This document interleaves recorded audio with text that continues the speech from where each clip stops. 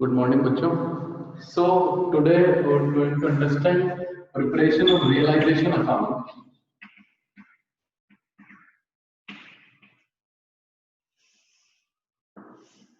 Realisation account बनाने के लिए किन किन चीजों को हम डील करेंगे उससे रिलेटेड हम प्रीवियस क्लासेस में समझ चुके हैं कि हम किन किन चीजों के साथ इस अकाउंट के प्रिपरेशन में डील करेंगे. लेकिन मैं आपको फिर से उसी चीज के ऊपर फिर से समझाना चाहता हूँ. मैं आपको फिर से याद दिलाना चाहता हूँ कि हमने क्या क्या पढ़ा है उसके बारे में. मैंने आपको बताया था कि जब भी डिसोल्यूशन होगा तब सारे असेट्स को हम उठाकर रियलाइजेशन में ट्रांसफर करेंगे. सारी लाइबिलिटीज को उठाकर रियलाइजेशन में ट्रांसफर कर देंगे. उन सारे असेट्स में से किस किस को छोड़ेंगे वो भी मैं आपको बता चुका हूँ. जैसे कैश और बैंक को हमें छोड़ना है. पार्टनर का अगर कोई लोन है तो वो भी हम उसकी कैपिटल में डील करेंगे, या फिर कोई मिसलिनियस और फिक्टिशियस असेट्स अगर पड़े हैं तो वो, और कोई एक्यूमुलेटेड लॉसेस अगर हमारे पास हैं तो वो. उन्हें छोड़कर बाकी सारे असेट, सारे फिक्स्ड असेट, सारे करंट असेट, आप सबको यहाँ लेकर आएंगे रियलाइजेशन अकाउंट में. उसी तरह से लाइबिलिटी को भी आप सारी लाइबिलिटीज को उठाकर लेकर आओगे except capital account, partners loan account. इनको छोड़कर आपको सारी लाइबिलिटी यहाँ उठाकर लेकर आनी है. सारे एसेट के अंदर मैं आपको फिर से याद दिला देता हूँ, सारे एसेट मतलब फिक्स्ड एसेट, सारे टेंजिबल इनटेंजिबल, चाहे वो बुक्स में पड़ी हुई गुडविल भी क्यों ना हो, क्योंकि अब फर्म बंद हो रही है. उस गुडविल को भी हमें राइट ऑफ करवाना पड़ेगा, या ये कहें कि उसको भी सेल करने के लिए हम मार्केट में लेके आएंगे. उन सारे रियलाइजेशन के अंदर सारे एसेट्स को रिकॉर्ड करना पड़ेगा. जब उस गुडविल से कुछ रियलाइज होगा तो हम उसे बाय बैंक करके रियलाइजेशन की क्रेडिट साइड में मेंशन कर देंगे. इफ इन केस अगर गुडविल से कुछ भी रियलाइज नहीं होता है, तो मैंने आपको लास्ट क्लास के अंदर भी बताया था कि अगर कोई एसेट से कोई चीज का रियलाइजेशन ना हो तो आपको कुछ नहीं करना. We have to assume that the realization value from that particular asset is zero, while in case of liability it is quite different. Liability के केस में अगर किसी लाइबिलिटी के बारे में उसको हमने कितने में सेटल किया उसके बारे में अमाउंट नहीं दे रखा, in that case that particular liability should be settled 100% amount. मान लो इधर बिल्स पेबल लिखे हैं 10,000, लेकिन उसके बारे में क्वेश्चन में नहीं दे रखा कि बिल्स पेबल को आपने कितने में सेटल किया, तो उस केस में आपको 2 पे 10,000 रुपए लिखने पड़ेंगे कि बिल्स पेबल पूरे अमाउंट पर सेटल होंगे. So in absence of any information related to payment of any liability, we have to assume that that particular liability should be paid off in full. While in case of assets, if any information is not having related to the particular asset realization, then at that time that asset would be realized at zero value. Okay, तो asset के case में realisation की value 0 होगी, लेकिन liability के case में 100% value पर आपको रियलाइज या उसका पेमेंट करवाना पड़ेगा. दिमाग में कहीं कंफ्यूजन मत रखना. लायबिलिटी क्योंकि हमारी लायबिलिटी बनती है, फर्म बंद कर रहे हो, सबका पैसा देना पड़ेगा, इसीलिए हम सारी लायबिलिटी का पेमेंट करेंगे. लेकिन फर्म बंद कर रहे हो, सारे एसेट के पैसे मिलेंगे ये जरूरी नहीं. इमरजेंसी आपको है, सामने वाले को नहीं है, तो वो आपसे खरीदे ना खरीदे उसके ऊपर है. आपको बेचना है, उसका क्या मिलता है वो आपके लिए अलग चीज. तो जब आप बेचने जाओगे तो आपको जरूरी नहीं एसेट का सब कुछ रियलाइज हो जाए, लेकिन लायबिलिटी का आपको सारा पेमेंट करना पड़ेगा. इस चीज का आपको ध्यान रखना पड़ेगा. तो उसी को हम ध्यान रखते हुए रियलाइजेशन अकाउंट प्रिपेयर करेंगे. अभी फिर से याद दिला देता हूँ, रियलाइजेशन अकाउंट प्रिपेयर करते वक्त सारे एसेट रियलाइजेशन में ले आओगे, सारी लायबिलिटीज रियलाइजेशन में लाओगे, उनके सेटलमेंट रियलाइजेशन में हो जाएंगे. फिर बचा हुआ जो भी प्रॉफिट लॉस होगा वो पार्टनर बांट लेंगे उनके पीएसआर में. इसी तरह से इसके इन दोनों के अलावा तीसरा एक आइटम और है, वो क्या है कि पार्टनर का रेम्यूनरेशन, रियलाइजेशन के खर्चे. और अगर कोई पार्टनर कोई भी असेट इनमें से खुद रख रहा है तो उसकी एंट्री. इसके अलावा रियलाइजेशन में हमें कुछ नहीं लिखना है. तो अब मैं समझा देता हूँ कि रियलाइजेशन की हमारी डेबिट साइड है, ये मेरी क्रेडिट साइड है. डेबिट साइड में सारे असेट एक बार बैलेंस शीट से उठकर यहाँ आ जाएंगे. सारे एसेट का मतलब क्या हो गया कि सारे एसेट का मतलब हो गया आपके फिक्स्ड एसेट, टेंजिबल, इंटेंजिबल, वो सारे एसेट आपके यहाँ से बैलेंस शीट से उठकर इसके अंदर मेंशन कर दिए जाएंगे. तो यहाँ लिखता हूँ फॉर एग्जांपल से to land and building, to plant and machinery, to furniture, to sundry debtors, to bills receivable to goodwill. ये मान लो ये सारे एसेट मैंने यहाँ पर मेंशन कर दिए, इसके अलावा भी और कोई आपके एसेट हो तो सारे यहाँ आ जाएंगे। उसी तरह से सारी लायबिलिटीज, मान लो एक और एसेट है टू इन्वेस्टमेंट। अब इनमें से इन एसेट से रिलेटेड कुछ लायबिलिटी या प्रोविजंस भी हो सकते हैं, वो भी आपको इस लायबिलिटी साइड के साथ ही मेंशन करना है। By provision for doubtful debts, by investment fluctuation reserve, bye sundry creditor, by bank overdraft, bank की कैश क्रेडिट सीसी, या बैंक का कोई भी लोन। तो जो भी हमारी लायबिलिटी है, मान लो बैंक ओवरड्राफ्ट दे रखा है, मतलब negative balance of bank account, वो भी हमारी लायबिलिटी है, उसे भी मेंशन करना है। तो आप जो भी नीचे जो सेटलमेंट करोगे वो सब फिर कैश में ही करना, क्योंकि बैंक में तो आपके पास पैसा ही नहीं है कुछ करने के लिए।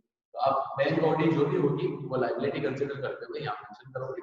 इन द सेम वे अगर कहीं कैश क्रेडिट दे रखा है, सीसी लिमिट ले रखी है फर्म ने, तो वो सीसी लिमिट भी आपको यहाँ मेंशन करनी है। अगर बैंक से कोई भी लोन ले रखा है तो उस लोन को भी आपको यहाँ पर मेंशन करना है। ये हो गया sundry creditor, bank OD, by bills payable. इस तरह से आपको सारे लायबिलिटीज भी मेंशन करनी है। हमने बैलेंस शीट की वो असेट्स मैंने बता दिया कौन से आएंगे, उन असेट्स को मेंशन कर दिया। हमने बैलेंस शीट की लायबिलिटीज मैंने बता दी कौन सी आएंगी, उन लायबिलिटीज को मेंशन कर दिया। उसके बाद हमें जो समझना है वो ये है कि अब इनसे रियलाइज क्या हो रहा है। तो व्हाटएवर जो भी हमें लायबिलिटी का पेमेंट करना है, ये तो प्रोविजन है बच्चों, है ना। इन प्रोविजन से अपने को कुछ भी रियलाइज नहीं होगा, ये अपने एज इट इज पड़े रहेंगे। ये प्रॉफिट है इसलिए इसको हमने इस साइड में मेंशन कर दिया, ताकि आगे जाकर किसी भी में भी लॉस होगा तो वो यहाँ से सेटल हो जाएगा। तो ये एज इट इज पड़े रहेंगे, इनको डिस्ट्रीब्यूट या इनका पेमेंट करने की जरूरत हमें नहीं है। अब बात आती है पेमेंट की, तो ये हमारी एक्चुअल लायबिलिटी है जिनका हमें पेमेंट करना है। दीज आर प्रोविजंस, तो इन प्रोविजन को पेमेंट नहीं करेंगे। अभी हमारे पास एक्चुअल लायबिलिटीज ये हैं, इनका पेमेंट हमें करना है। तो जब पेमेंट करेंगे तो क्या होगा, टू कैश या फिर बैंक, जो भी आपका क्वेश्चन कहता है उसके अकॉर्डिंग। तो कैश और बैंक अब लिखते जाओ। मान लो आपने सन्ड्री क्रेडिटर को पेमेंट किया, मान लो आपकी बैंक ओडी है, उसका पेमेंट भी आपको करना पड़ेगा। आपकी सीसी लिमिट है, उनका पेमेंट किया, 1 2 तीनों लायबिलिटी का पेमेंट करके उसकी टोटल को हम यहाँ मेंशन करते हैं। इसी तरह से असेट को बेचने पर पैसा आएगा, तो बाय बैंक या कैश जो भी आपके पास क्वेश्चन में है। मान लो मैंने लैंड एंड बिल्डिंग बेची, इतने, प्लांट एंड मशीनरी बेची, इतने, फर्नीचर बेचा, इतने, सन्ड्री डेटर, इतने, और बिल्स रिसीवेबल से कुछ भी रियलाइज नहीं हुआ। और गुडविल जो है वो मान लो बिल्स रिसीवेबल से मुझे 0 वैल्यू रियलाइज होती है। और ये जो गुडविल है ये हमारा एक पार्टनर है एक्स, वो लेके जाना चाहता है। इस गुडविल को वो कैसे लेगा, मतलब वो जगह पर या वो सामान को या फर्म के नाम को वो कैरी करना चाहता है कि भैया मैं तो यही धंधा करूंगा, अपन पार्टनरशिप बंद कर रहे हैं, लेकिन आगे जाकर धंधा मुझे यही करना है, तो मैं फर्म का नाम यही यूज करना चाहता हूँ, तो अपन यूज करते हैं। तो फर्म का नाम जुमे नाम को अगर वो पार्टनर अकेला यूज करेगा तो उसके लिए गुडविल कैलकुलेट कर ली उन्होंने, और वो गुडविल जो है वो कौन रख रहा है, जो पार्टनर फर्म का नाम रख रहा है। ठीक, तो हम उस पार्टनर को गुडविल दे रहे हैं। तो गुडविल का अमाउंट किससे रिकवर करना है अपने को, एक्स से, वो हमारा पार्टनर है। इसी तरह से मान लो कि हम इधर बिल्स पेएबल जो हमारी एक लायबिलिटी है, इस बिल्स पेएबल को पे करने की जिम्मेदारी हमारा एक पार्टनर है, वो पे करने की जिम्मेदारी उठा रहा है कि भाई ये जो बिल्स पेएबल का अमाउंट है वो मैं पे कर दूंगा। तो ये लायबिलिटी किसकी थी, फर्म की। कौन ले रहा है इस लायबिलिटी को, वाई। तो फर्म को वाई को पैसा देना पड़ेगा।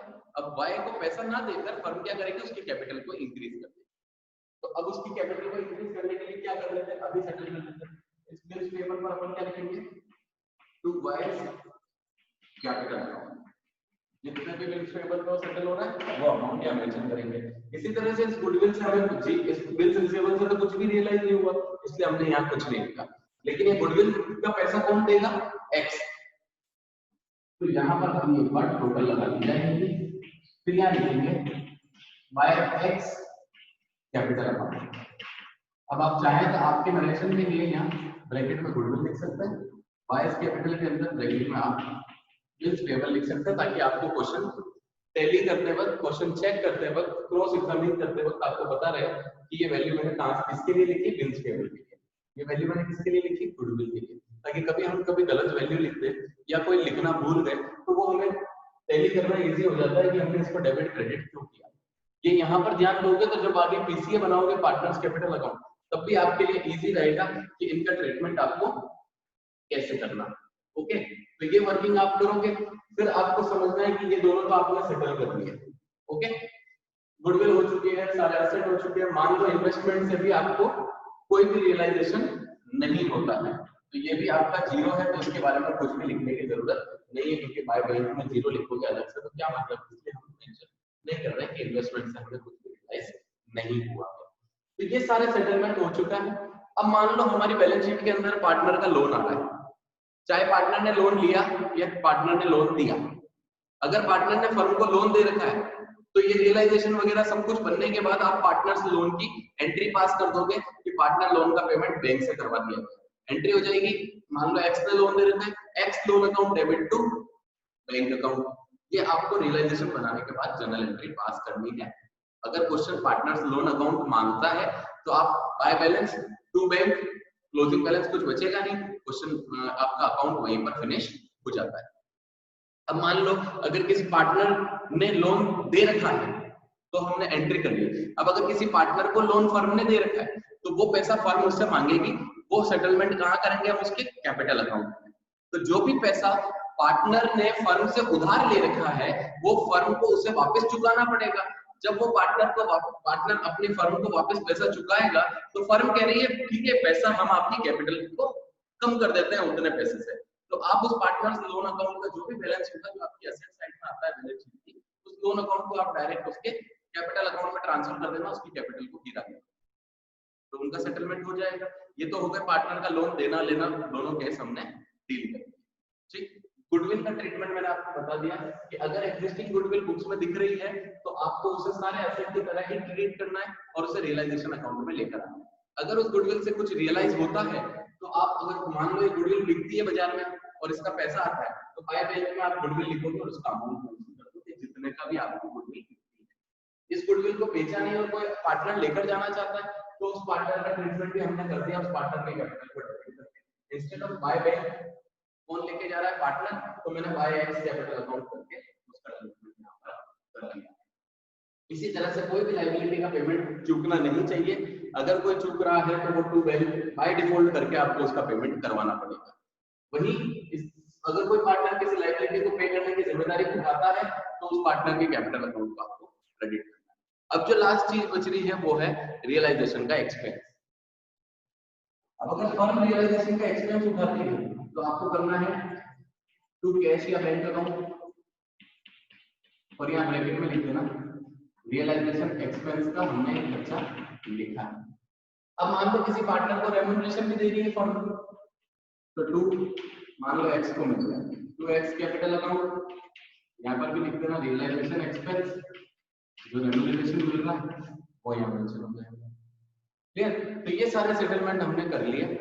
अब इसके बाद आपको क्या चेक करना है, प्रॉफिट और लॉस, कि अब कितना प्रॉफिट हमें हो रहा है या कितना लॉस हमें इस रियलाइजेशन के बाद हो रहा है।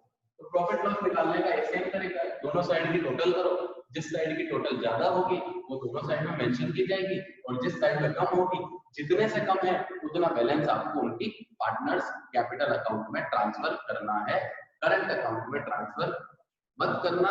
अगर करते हो तो करंट अकाउंट में ट्रांसफर करने के बाद करंट अकाउंट बनाना पड़ेगा और करंट अकाउंट के बैलेंस को कैपिटल में ट्रांसफर करना पड़ेगा, क्योंकि फाइनल सेटलमेंट कैपिटल में होगा।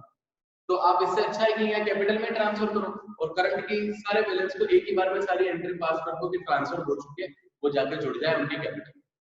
तो ऐसी सिचुएशन में जो भी मान लो आपको प्रॉफिट हुआ तो to partners capital account X और वाई अमाउंट इन दोनों के हिस्से में पीएसआर में बटेगा,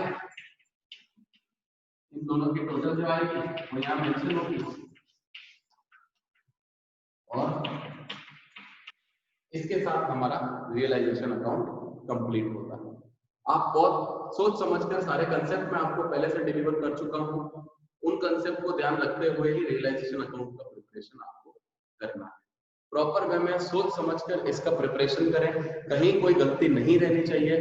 वन शॉट में आंसर मिलेगा अगर आप सोच समझकर इसकी वर्किंग करेंगे तो। हर कंसेप्ट को ढंग से दिमाग में रखना जो मैंने आपको समझाया, अगर उसकी प्रॉपर वर्किंग करोगे दिमाग में रखते हुए, मेरी गारंटी है कि आप सिंगल शॉट के अंदर इसका आंसर लेकर आओगे। जो अपने को चाहिए वही आंसर आपको सिंगल शॉट में वन टाइम करने पर आपको आंसर मिलेगा, अगर आपने प्रॉपर अंडरस्टैंडिंग के साथ इस क्वेश्चन को या इस कंसेप्ट को समझा है तो आपके लिए बहुत इजी होगा। Clear? After preparation of realisation account, हमें अगर पार्टनर की लाइबिलिटी साइड में अगर कोई लोन दिख रहा है तो पार्टनर लोन अकाउंट बनाना है। वो भी क्वेश्चन मांगता है तो बनाना, नहीं मांगता है तो आप उस लोन को उसके पेमेंट करवाने की एंट्री पास कर सकते हो। मान लो एक्स ने लोन दे रखा है तो X loan account debit to cash और बैंक, ये एंट्री पास आपको लिखनी पड़ेगी। अगर पार्टनर्स लोन नहीं मांगा है तो एंट्री आप मेंशन करोगे, तभी जाकर आपका पार्टनर्स कैपिटल अकाउंट बन पाएगा। अब हम बात करते हैं पार्टनर्स कैपिटल अकाउंट बनाने की। तो जब पार्टनर्स कैपिटल अकाउंट बनाओगे तो ये अब क्लोजिंग हो रही है आपके पार्टनर्स कैपिटल अकाउंट की, तो आपको क्या करना है, ओपनिंग बैलेंस मेंशन करोगे। ओपनिंग बैलेंस मेंशन करने के बाद ये जो प्रॉफिट लॉस आपको यहाँ दिख रहा है, या तो यहाँ आएगा या फिर यहाँ आएगा, जिस भी साइड में आएगा वो रेस्पेक्टिव यहाँ क्या किया, कैपिटल अकाउंट को क्रेडिट किया, तो कैपिटल अकाउंट की क्रेडिट की साइड में यहाँ लिखेंगे बाय रियलाइजेशन। दोनों पार्टनर के अपना अपना अमाउंट यहाँ मेंशन कर देंगे। रियलाइजेशन का आया, उसके बाद आपको मैंने आपको वेरी फर्स्ट डे समझाया था कि जो भी हमारे पास रिजर्व्स पड़े हुए हैं उन सारे रिजर्व्स को कहाँ बांटेंगे, पीसीएम। हमारे पास जो एक्यूमुलेटेड लॉसेस है वो कहाँ बटेंगे, पीसीएम। हमारे पास और भी कोई तरह का अगर कोई फ्री रिजर्व पड़ा है आफ्टर ट्रीटिंग, जैसे वर्कमैन कंपनसेशन रिजर्व, अगर वो क्लेम करने के सेटल होने के बाद कुछ बचता है कहाँ बटेगा, पीसीएम। वो सारे रिजर्व आपको और एक्यूमुलेटेड लॉसेस को, सारे रिजर्व को आप इस साइड में लिखोगे और जो भी एक्यूमुलेटेड लॉसेस है वो इस साइड में लिखाएंगे डेबिट साइड में, उससे पीसीए हमारा रिड्यूस होगा। ये सब हो जाने के बाद अब आपको जो हमारा कंसेप्ट होता था टू बैलेंस बाय बैलेंस लिखने का, वो नहीं लिखेंगे। अच्छा, यहाँ रियलाइजेशन लिख लिया, यहाँ आप रिजर्व फ्री रिजर्व सब कुछ बांट लोगे, यहाँ एक्यूमुलेटेड लॉसेस बांट लिए जो पीसीए में आ रहे हैं, जो बैलेंस शीट में नजर आ रहे हैं, और यहाँ पर जहां जहां पर भी आपको कैपिटल अकाउंट डेबिट क्रेडिट लिख रहा है वो सब भी कैपिटल अकाउंट में लिखना मत भूलना। कहां कहां दिख रहा है, यहाँ दिख रहा है। ये एंट्री आपको लिखनी है, यहाँ कैपिटल को क्या किया मैंने, क्रेडिट किया, तो क्रेडिट साइड में लिखोगे बाय रियलाइजेशन, बाय के कॉलम में ये वाला अमाउंट मेंशन करोगे। इसी तरह से आगे बढ़ता है, अब यहाँ वापस एक्स आ रहा है, उधर लिखोगे बाय रियलाइजेशन, एक्स के कॉलम में ये वाला अमाउंट मेंशन करोगे। फिर ये वाला तो हमने ऊपर लिख ही दिया बाय रियलाइजेशन प्रॉफिट वाला। इधर का ये पार्टनर्स कैपिटल अमाउंट दिख रहा है, तो आपको इधर की तरफ लिखना है टू रियलाइजेशन, ये वाला अमाउंट एक्स के कॉलम में मेंशन कर देना है। ठीक, ऐसे करके रियलाइजेशन की एंट्री अपन ने कर ली। ठीक, ये कंप्लीट हुआ। उसके बाद आपको क्या करना है, पार्टनर्स कैपिटल अकाउंट का अभी तक हम क्या निकालते आ रहे थे, to balance carried down, closing balance निकालते आ रहे थे टू बैलेंस लिखकर। Instead of making the closing balance for that particular account, क्योंकि अब फर्म बंद हो रही है तो पार्टनर्स के कैपिटल में कोई बैलेंस नहीं बचाना है। So whatever the closing balances we are ascertaining after dealing with all these after dealing with all these details and realization account working and distribution of profit losses and reserves, इन सब की working होने के बाद जो भी balance बचेगा उसे to balance नहीं लिखना। Instead of writing to balance carried down, हमें क्या करना है, टू कैश या बैंक अकाउंट, क्योंकि अब हमें उनका पेमेंट उन्हें देना है कि अब ये पार्टनर के जो भी लास्ट में बचा है ये पार्टनर का है, पार्टनर लेकर जाए। तो जो भी पार्टनर की क्लोजिंग बैलेंसेस आएंगे वो टू बैंक या टू कैश और बाय बैंक या बाय कैश से डील किए जाएंगे। हो सकता है कभी ये भी हो कि लॉस इतना हो जाए कि पार्टनर को और पैसा लाना पड़े, तो आपको उस वक्त यहाँ पर बाय बैंक लिखना होगा, और जो भी उनके क्लोजिंग बैलेंसेस आ रहे होंगे वो ऑब्वियसली किसी साइड आएंगे, क्योंकि पैसा कम पड़ रहा है और कैपिटल कम हो रही है, तो कैपिटल अभी तो कम पड़ रही है पेमेंट देने के बाद में, सारे लॉसेस को डील करने के बाद, तो आपको यहाँ लिखना होगा बाय बैंक और उन बैलेंसेस को उनके यहाँ पर मेंशन करना। मान लो पैसा बच जाता है तो पार्टनर लेकर जाएंगे, तो आप यहाँ लिखेंगे टू बैंक, जो भी क्लोजिंग बैलेंस आएगा वो यहाँ मेंशन किया जाएगा, इसमें ये पैसा लेकर जाएंगे। Last account is bank account. Bank account बनाने के लिए मैं स्टेप्स बता देता हूँ। पहली स्टेप में ओपनिंग बैलेंस मेंशन करेंगे। दूसरी स्टेप में रियलाइजेशन में जहां जहां बैंक आ रहा है वो सब कुछ मेंशन करेंगे। जैसे यहाँ पर आ रहा है तो यहाँ आप लिख देना बैंक क्या हो रहा है, क्रेडिट, तो बैंक की क्रेडिट साइड में जाकर लिखना बाय रियलाइजेशन। बाय रियलाइजेशन ये जो फाइनल अमाउंट आ रहा है वो मेंशन कर देना। फिर कहीं बैंक आ रहा है यहाँ पर अगेन लिखना बाय रियलाइजेशन, रियलाइजेशन एक्सपेंसेस, ये अमाउंट मेंशन कर देना। फिर कहीं आ रहा है, नहीं आ रहा, इस साइड में यहाँ पर आ रहा है तो यहाँ लिखोगे आप टू रियलाइजेशन, ये अमाउंट मेंशन कर देना। फिर कहीं पर भी नहीं आ रहा। इस तरह से ये तो हुआ रियलाइजेशन की वर्किंग। सेकंड स्टेप, पहली स्टेप पे वो बैलेंस लिखा, सेकंड स्टेप पर रियलाइजेशन की वर्किंग मेंशन करोगे बैंक अकाउंट में। थर्ड स्टेप के अंदर आपको क्या करना है, पार्टनर की लायबिलिटी वाला जो लोन था जिसका आपने पेमेंट करवाया था इस रियलाइजेशन के अकाउंट के बाद में, जिसकी जनरल एंट्री दी थी, उस अकाउंट को जो भी आपने ट्रांसफर किया उसकी एंट्री आपको बैंक अकाउंट में भी मेंशन करनी है। Because we are doing double entry system. आपने पार्टनर का लोन तो हटा दिया लेकिन आपने बैंक को रिड्यूस कहाँ किया, तो बैंक अकाउंट को भी आपको रिड्यूस करना पड़ेगा। ये आपकी तीसरी स्टेप है।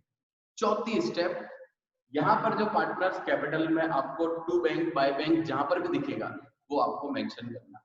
ये चौथी स्टेप लिखने के बाद आपको टोटल लगानी है डेबिट साइड की और क्रेडिट साइड की।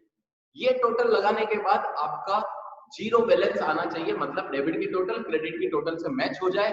दैट मीन्स आपका आंसर करेक्ट है, आप पूरा आंसर सॉल्व कर चुके हैं। आपका बैंक में कोई भी बैलेंस नहीं बचा है। जो बैलेंस कम पड़ रहा था वो पार्टनर लेकर आ गए, जो बैलेंस बच रहा था वो पार्टनर लेकर चले गए। तो आपके पास बैंक में कोई बैलेंस नहीं आना चाहिए। अगर बैलेंस आता है तो आपने कोई ना कोई गलती आपने पीछे की है जिसकी वजह से आपका बैंक में बैलेंस बच रहा है। ठीक, तो ना बैलेंस कम होना चाहिए ना बैलेंस ज्यादा होना चाहिए, कोई बैलेंस नहीं बचना चाहिए। अगर ऐसा होता है तो हमने आंसर पूरा सॉल्व कर लिया है। इसके साथ हमारा यह चैप्टर यहाँ पर कंप्लीट होता है। इसके क्वेश्चंस आपको प्रैक्टिस करने हैं on the basis of given concept. Thank you.